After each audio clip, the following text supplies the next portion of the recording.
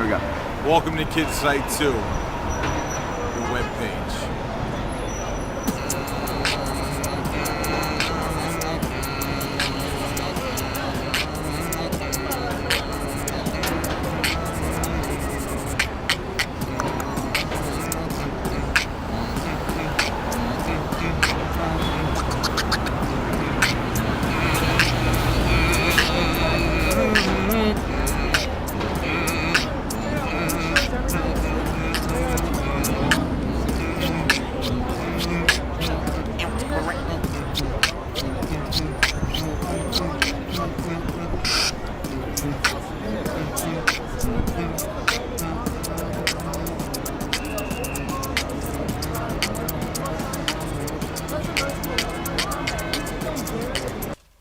Announcements. Pete's got another one. Pete's got another one. He's got them all the time. My hair's French braided. What do you think about that? Time. Pete! Bryan, it's Monday! Wait, it's not Monday. It is Monday. It's definitely Monday. Is it? Yeah, it is Monday. Oh, okay. It's Monday. And it's not Monday. Oh, it's Magic Monday. That's right. That's right. It's not Monday. It's Magic Monday. Good! I thought you were going to interrupt me again, but you didn't, so. Good morning, Internet! I think there were like 12 or 15 actually. Maybe, yeah, we had at least that much. Well, welcome to Kids Site 2, the webpage. I'm Pete. And I am Bryan. And here we are on a beautiful Monday morning. Oh, it is so nice. It's like 4:30 in the morning over here. Yeah, something 4:32 in the morning according to my clock. Maybe I need to calibrate that. It is a little broken. Today we have a great Magic Monday for you. We do. We have look how official we look with our clipboards. Though. We have our clipboards.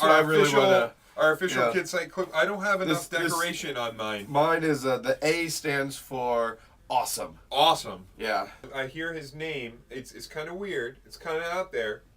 His name is the Man of Mysteriousness. The Man of Mysteriousness. Ness. So let's go to the man who's mysterious. The Man of Mysteriousness. Go. This is the Man of Mysteriousness. And you might not know, but a pigeon carrier has the secret code word. And maybe, just maybe, one day you will find out. Goodbye. Here's our song. It's called The Littlest Worm. It's about a little worm. Okay. The littlest worm. The littlest worm I ever saw. Was stuck inside. My soda straw. The littlest worm I ever saw was stuck inside my soda straw. He said to me, don't take a sip. For if you do, I'll surely flip. He said to me, don't take a sip. For if you do, I'll surely flip. I sucked him up. And he went down. All through my pipes. He must have drowned. I sucked him up and he went down. And through my pipes he must have drowned. He was my pal. He was my pal. He was my friend. He was my friend. And now I brought him to his end. He was my pal, he was my friend, and now I brought him to his end. The moral of this story is don't ever sip the soda fizz. The moral of the story is don't ever sip the soda fizz. Now don't you fret. Now don't you fret. Now don't you fear. Now don't you fear. That little worm. That little worm Brought scuba gear. brought scuba gear. Now don't you fret. Now don't you fear. The little worm brought scuba gear. Magic Monday. Magic Monday. All right, here we are at Magic Monday with me, Bryan, on KidSite 2, the webpage. Now, we're going to teach you a dinner table magic trick. This is a very easy trick to do. It just takes a little bit of preparation. So maybe if you go out to dinner and this is a great trick to do while you're out at dinner, because a lot of places don't use just regular paper napkins. They use nice cloth ones. But see, we only had a towel. We're not that proper here on KidSite 2. So when you go into the restaurant, see if they have some toothpicks in the front, grab a few of them. Now, you're going to want to practice this at home a few times. What you're going to do is, see the seam on the napkin? Okay, there's a seam on each side of the napkin. See that? There's a seam on there? Mm-hmm. What you're going to do is take a toothpick, and you're going to place it inside the seam. There's a toothpick in this seam already that I cracked. Here. How about that, right? So, you take the toothpick, and you gently put it inside the seam. On this towel is a little bit difficult, but we'll manage. We'll make it.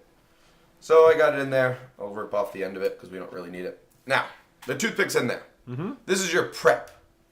You go through your whole meal, your napkin's on your lap, yada yada. You wipe your face off. You say to everybody at the table, hey, I got this great magic trick that I just learned from KidSite 2, the webpage.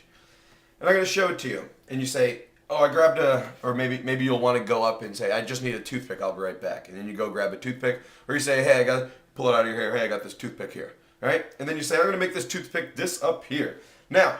Well, not disappear. Or not disappear. I'm going to make it reassemble. I'm going to make it reassemble. I'm going to crack it and crush it, and then I'll make it reassemble. What you want to do is not forget which side you put the toothpick on. That's why I used it with the first time I used it with this little tag here, because that was my little bearing for knowing that the toothpick would be right there. So you fold over one side, the toothpick's on this side, I know it, I felt it. I'll throw this side over, I'll throw this side over, and I'll throw that side over. And then what you're going to do is you're going to grab the toothpick. Now, this is the tricky part, because you don't want to you don't want to grab the toothpick that's in the center right here, because if you crack it, then everybody's going to see that you cracked it. So you have to make sure that you know where this side is. So you can throw it over here, there, and then you say, all right, it's right here. And you grab it, and you crack it. You say, and everybody can hear it because it's a toothpick cracking. And then you say, you wave your hands over, this, that, the other thing, snap some fingers, and you say, look at this. The toothpick is still whole in the center. The only things you're going to need for this trick are a dinner table, some audience, and a fork, a knife, and a watch. So you want to make sure that you're going to take that knife and you're going to place it right inside your watch. Now you want to make sure that you don't leave it out like that so that people could see that your knife, if you have the fork in there and you hold it, you're like, look, it's floating. And you're like, there's a knife behind there. So you got to make sure that the knife is nice and propped up in the back so you can't see it at all. Right like that. All right? Then what you'll do is you could be taking your fork and you say, oh, maybe I'm left-handed and I should hold it with my left hand. All right? Now this is going to take a little bit of practice. You have the knife and fork in your hand. Now you wear a long sleeve shirt so nobody could see that you have that watch in there. And then tell people that you can make this fork magically float in your hand and lift one finger at a time until just your thumb is there, and then just take that thumb and go, oh, look at that. Wiggle your fingers a little bit. Then people are going to go, what? How did you do that? And then they're going to say, that fork's not real. You say, no, go ahead, take a look at it. And while they're examining that fork, then you go down and you pull the knife right out, either lay it on your lap or put it in front of you without anybody noticing, and you got yourself a floating fork. Have you ever been down the water spout to the very bottom of the water system? There you'll find a little alligator that goes by the name of Alfred, and you know he's mine. I lost him, I threw him down the water spout, and now I'm feeling lonely 'cause he's gone. I miss him. Something like that.